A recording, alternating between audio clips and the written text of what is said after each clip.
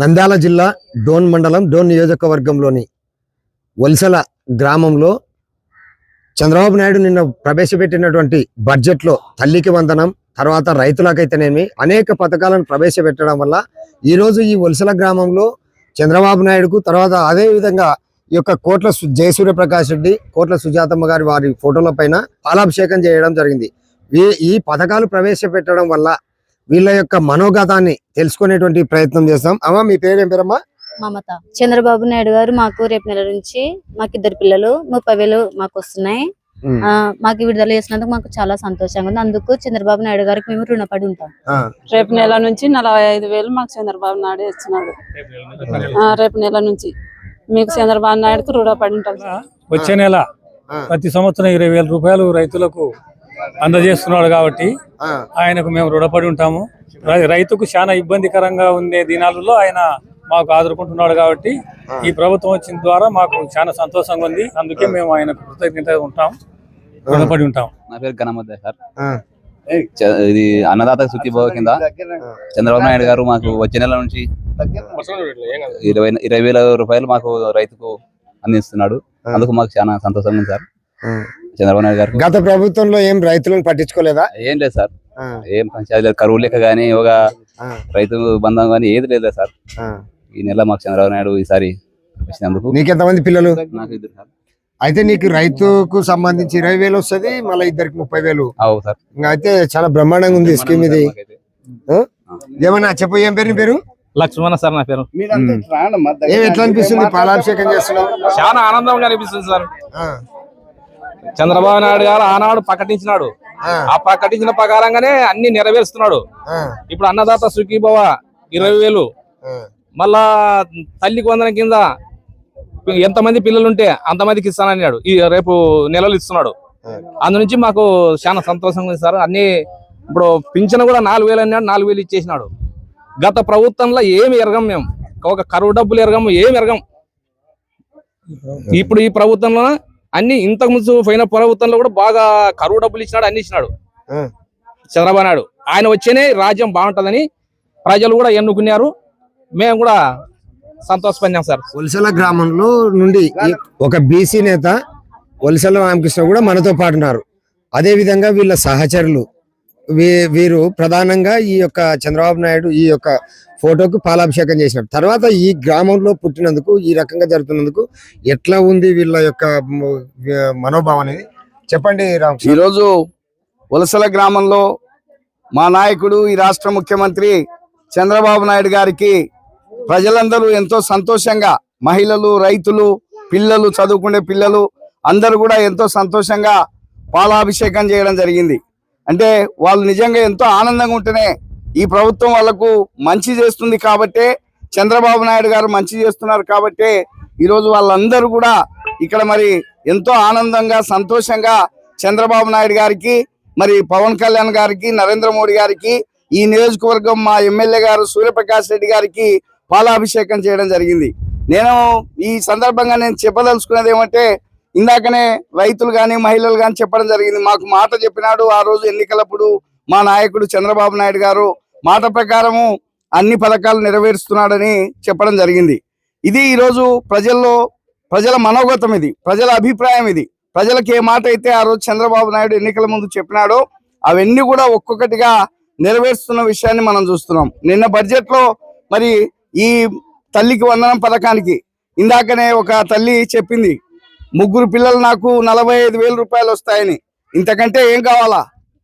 45,000 రూపాయలు వస్తే మరి ఆ పిల్లల చదువులు కానీ, మంచి చెడ్డలు అన్ని చూసుకోవడానికి ఆ కుటుంబానికి, ఆ తల్లికి కానీ, ఆ తండ్రికి కానీ ఏ బరువు బాధ్యత లేకుండా ప్రభుత్వమే, చంద్రబాబు నాయుడు గారే అన్ని చూస్తున్నారు. గత ప్రభుత్వంలో అందరికి ఇస్తానని చెప్పేసి ఒక్కరికి మాత్రమే ఇచ్చి, ఆ ఒక్కరికి కూడా 15,000 ఇవ్వకుండా 13,000 రూపాయలు మాత్రమే జగన్మోహన్ రెడ్డి ఇచ్చి మోసం చేసిన విషయాన్ని కూడా ప్రజలు చూసినారు. మరి చంద్రబాబు నాయుడు గారు మాట చెప్పిన ప్రకారము మరి రైతులకు అన్నదాత సుఖీభావ కానీ, మహిళలకు, పిల్లలకు మరి ఈరోజు తల్లికి వందన పథకం కానీ, లేదంటే ఇందాకనే ఇంకొక రైతు కూడా చెప్పడం జరిగింది, 4,000 పెన్షన్ ఇస్తానని చెప్పేసి గెలిచిన ఎమ్మడే ముఖ్యమంత్రి పీఠంలో కుర్చీలో కూర్చున్న మరుసటి రోజు నుంచే మరి 4,000 రూపాయల పెన్షన్ కూడా మా నాయకుడు చంద్రబాబు నాయుడు గారు ఇవ్వడం అనేది అందరూ కూడా సంతోషంగా ఉన్నారు. ఇంతమంది ప్రజలంతా సంతోషంగా ఉంటే ఈ రాష్ట్రంలో ఒక్కరు మాత్రమే సంతోషంగా లేకుండా బాధపడుతున్నారు. ఎవరో మీకు తెలుసు ఆయన. ఎందుకంటే జగన్మోహన్ రెడ్డి గారు మరి బాధపడుతున్నాడు. ఈ కోరికలన్నీ, ఈ వాగ్దానాలన్నీ, ఈ మేనిఫెస్టో అంతా కూడా చంద్రబాబు నాయుడు గారు ఎన్డీఏ కూటమి ప్రభుత్వం ఒక్కటొక్కటిగా నెరవేర్చుకుంటూ పోతుంటే తెగ బాధపడిపోతున్నాడు జగన్మోహన్ రెడ్డి గారు. తెగ బాధపడి మరి ఆ డిప్రెషన్ లో ఆయన ఏమేమో మాట్లాడుతున్న విషయాలను కూడా మనం చూస్తున్నాం. ఆయన గాని, ఆయన పార్టీ నాయకులు గాని రకరకాలుగా ఈరోజు మాట్లాడుతున్నారు. మరి ఈ ప్రభుత్వం ప్రజాప్రభుత్వం ప్రజలకు ఇచ్చిన మాటలను నెరవేర్చడానికి, ప్రజలకు ఇచ్చిన వాగ్దానం నెరవేర్చడానికి అనేక కార్యక్రమాలు చేస్తున్న విషయాన్ని మనం చూస్తున్నాం. అంతేకాకుండా ఈ నియోజకవర్గంలో మా ఎమ్మెల్యే గారు కోట్ల సూర్యప్రకాష్ రెడ్డి గారు మా అందరి ఆశీర్వాదంతో, మా అందరి ఓట్లతో మరి గెలిచిన మరుసటి రోజు నుంచే అనేక కార్యక్రమాలు చేస్తున్నాడు సూర్యప్రకాష్ రెడ్డి గారు.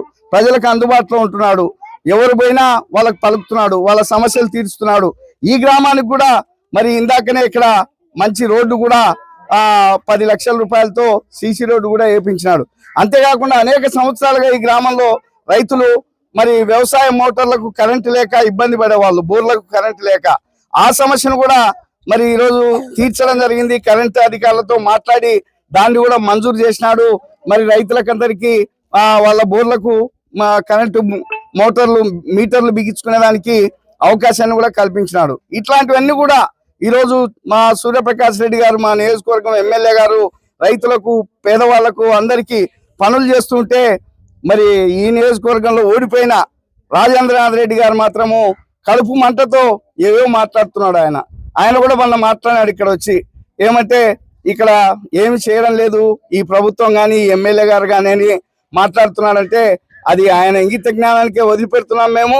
ఆయన ఏమనుకుంటున్నాడంటే మరి ఈరోజు ఈ కూటమి ప్రభుత్వంలో మా ఎమ్మెల్యే గారు, మా ప్రభుత్వం చంద్రబాబు నాయుడు గారు చేస్తున్న ఈ కార్యక్రమాల వల్ల ఎక్కడ కనుమరుగైపోతామో, ప్రజలు మమ్మల్ని ఎక్కడ మర్చిపోతారో అని చెప్పేసి ఈరోజు ఏదో చుట్టపు చూపుగా నియోజకవర్గానికి వచ్చి ఏదో 4 మాటలు మాట్లాడిపోతున్నాడు. ఆ మాటలను ఎవరు పట్టించుకోవాల్సిన అవసరం లేదు.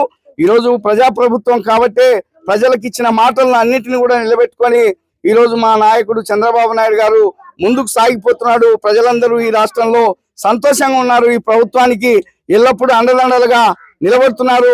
ఎవరు ఎన్ని కుట్రలు చేసినా, ఎన్ని ఇబ్బందులు కల్పించాలని ప్రయత్నం చేసినా, జగన్మోహన్ రెడ్డి ఎన్ని శాపనార్థాలు పెట్టినా, లేదంటే వాళ్ళ పార్టీ నాయకులు ఏ రకంగా ఇబ్బందులు పెట్టినా ఈ ప్రభుత్వం ముందుకు సాగిపోతుంది.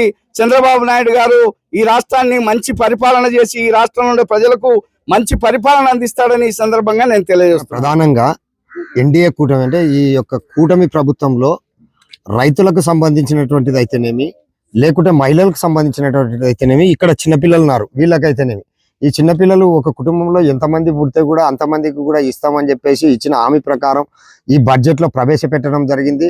అంతేకాకుండా గత ప్రభుత్వంలో ఇస్తామని చెప్పేసి 13,000 రూపాయల మిగతా డబ్బులు కూడా కట్ చేసి ఇవ్వడం అందరికీ కూడా లబ్ధి పొందలేదు.